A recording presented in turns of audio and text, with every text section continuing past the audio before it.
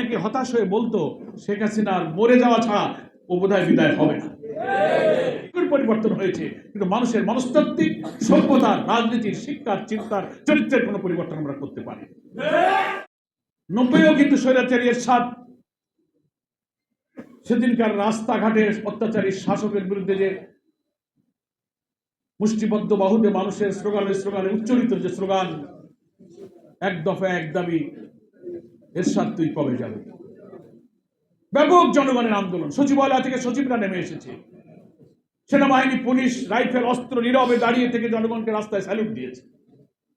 প্রবাহকে কখনো বাদ দিয়ে আটকানো যায় না। বাদ যত দাও, সে বাদ আন্দোলনের তুমুল ধাক্কায় বাদ ভেঙে চুরমার হয়ে যায়।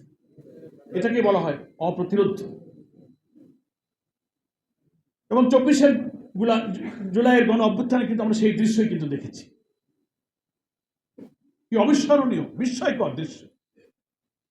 বাংলাদেশের সব গণ অভ্যুত্থান, সব পরিবর্তন, সব আন্দোলনের ইতিহাসকে ম্লান করে দিয়ে আমাদের সোনার ছেলেরা 2000 তরুণ ছাত্রের জীবন, প্রায় 30,000 ছাত্র জনতার ক্ষত বিক্ষত আহত হওয়ার চিহ্ন নিয়ে যারা বেঁচে আছেন, তারা যে বিরল দৃষ্টান্ত দুনিয়াতে স্থাপন করেছেন, এরকম দেখা যায় না। একটা ছোট্ট শিশু বলে নিয়ে মা আন্দোলনের রাজপথে নেমে এসেছে, বৃদ্ধা নেমে এসেছেন, একজন ভিক্ষুক কাজের মেয়ে বাড়ি থেকে শরবত বানিয়ে বোতলে বোতলে করে আন্দোলনের সংগ্রামী নেতাদেরকে পানি পান করাচ্ছে।